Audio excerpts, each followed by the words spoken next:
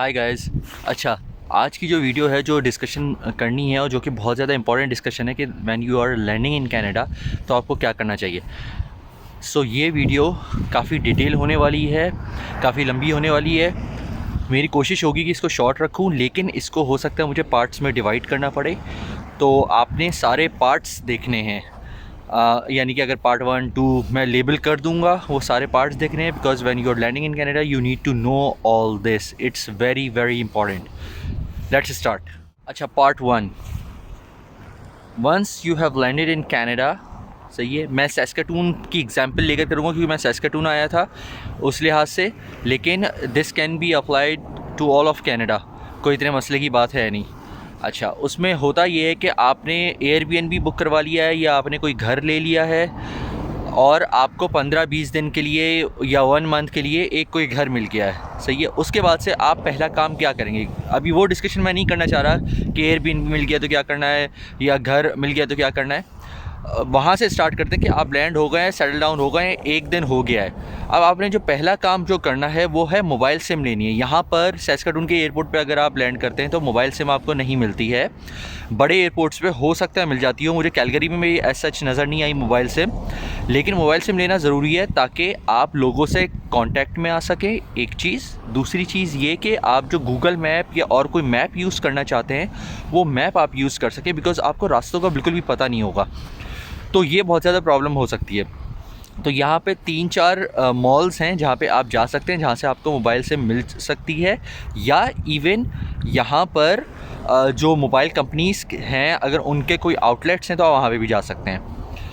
यहाँ पर 4 किस्म की जो मेजर बड़ी मोबाइल कंपनीज़ कह लें उनको, या नेटवर्क प्रोवाइडर्स कह लें आप उनको, उसमें बेल है, टेलस है, रॉजर्स है और सेक्सटेल है।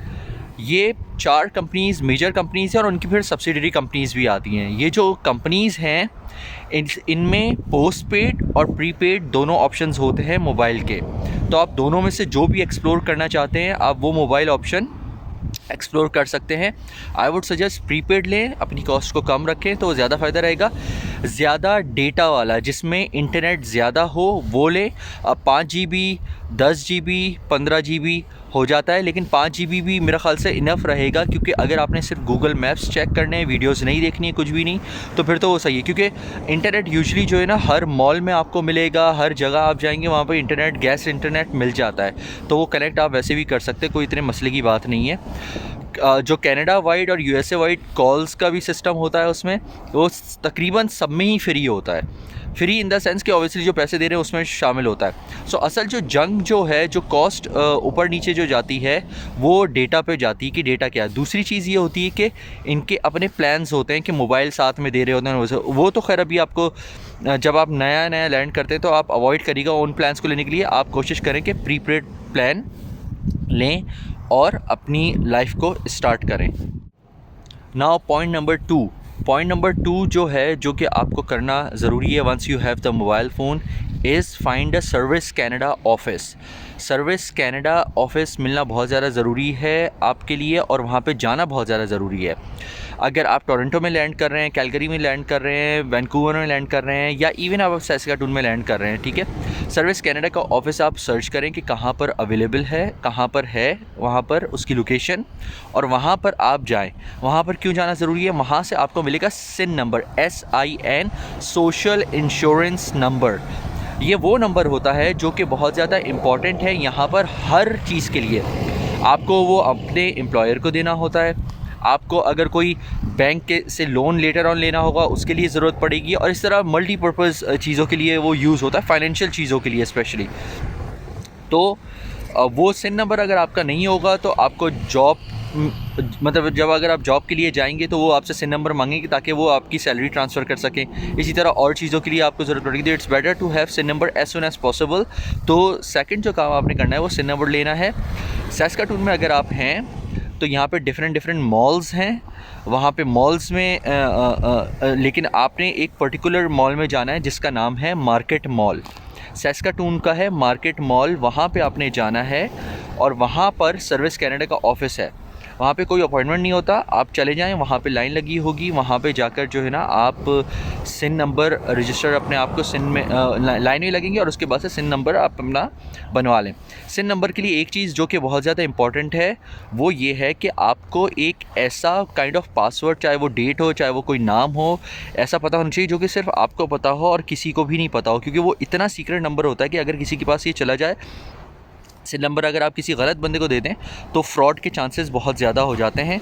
तो इसलिए इसका बहुत ख्याल रखना ज़रूरी है। इसको सिन नंबर को आपने बहुत हिफाजत से रखना है और किसी से शेयर नहीं करना, अनलेस कि कोई आपको जॉब दे देता है, ऑफ़र लेटर दे देता है और उसको सिन नंबर देना है। तो दैट्स दो चीज़ें हो गई। इन दोनों चीज़ों का पहले करना बहुत ज़रूरी है।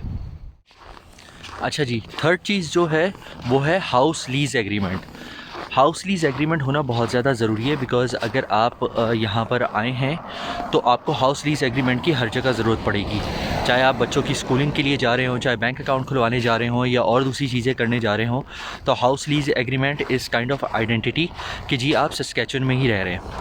हाउस लीज़ एग्रीमेंट का तरीका ये होता है कि आप जो है इधर यहाँ पे डिफरेंट स्टेट कंपनीज़ होती हैं, आप उधर से उनसे बुकिंग करवा लें और आप ऑनलाइन बुकिंग हो जाती है। आप सर्च करें कि फॉर एग्ज़ाम्पल जिस भी शहर में जा रहे हैं वहाँ पे कौन कौन सी स्टेट एजेंसीज़ हैं। एजेंसीज़ नहीं कहेंगे उनको, पूरी कंपनीज़ होती हैं, क्योंकि उनके अपने फ़्लैट्स होते हैं, अपने अपार्टमेंट्स वगैरह होते हैं। आप उनसे अपॉइंटमेंट इसलिए लेंगे क्योंकि यहाँ पर पाकिस्तान इंडिया की तरह नहीं होता कि आपने उनको कॉल किया और उनसे बोला कि जी मुझे ना घर चाहिए, वो फ़ौरन आपको बुला लेंगे, ऐसा नहीं होता यहाँ पर।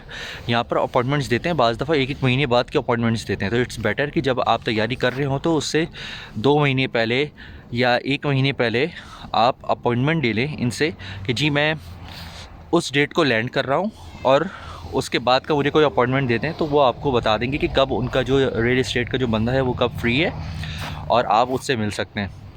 जब आप उससे मिलेंगे तो ऑब्वियसली वो आपको डिफरेंट घर दिखाएगा, बेसमेंट दिखाएगा, रेंट के हिसाब से आप ख़ुद भी सर्च कर सकते हैं ऑनलाइन मार्केट प्लेस पर। kijiji.ca करके एक इनकी वेबसाइट है जो कि बहुत ज़्यादा जिसे बोलते हैं जहाँ पे प्रॉपर्टीज़ वगैरह बहुत आती है। ऐसे तो और भी चीज़ें होती हैं लेकिन प्रॉपर्टीज़ वगैरह बहुत ज़्यादा आती हैं, वहाँ पे आप सर्च कर सकते हैं। इसी तरह और डिफरेंट वेबसाइट्स हैं जो कि आप सर्च कर सकते हैं। जो स्टेट कंपनीज़ होती हैं उनकी अपनी वेबसाइट्स होती हैं कि उनके पास क्या क्या अवेलेबल है, वो आप सर्च कर सकते हैं। तो ये सब करने के बाद आपने ऑब्वियसली हाउस देख कर ही लेना है। बग्स का ख्याल रखना है कि बग्स ना हो, बहुत पुराना घर होता है तो अक्सर बग्स होते हैं वहाँ पर, तो उसका ख्याल रखना है।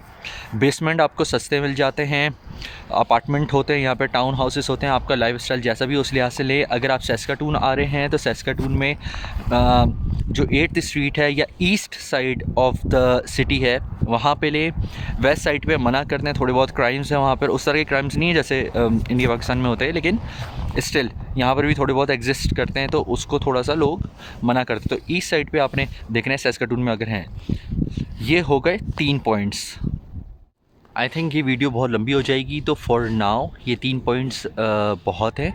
बाकी जो पॉइंट्स हैं वो मैं अगली वीडियो में बताऊंगा और वो वीडियो आपने ज़रूर देखनी है, वो इससे कनेक्टेड होगी, क्योंकि ये सारे पॉइंट्स आपने नोट डाउन करने हैं और ताकि आप जब कनाडा लैंड करें तो आप प्रिपेयर्ड होकर आएँ। ये बहुत ज़रूरी है, वरना मुझे 2-3 हफ़्ते लग गए थे ये सारे काम करने में। आगे जो और पॉइंट्स बताऊंगा वो और ज़्यादा इंपॉर्टेंट है, तो इसलिए फॉर नाउ इन 3 पॉइंट्स को याद रखें। बाकी पॉइंट्स अगली वीडियोज़ में डिस्कस करते हैं। Thank you very much.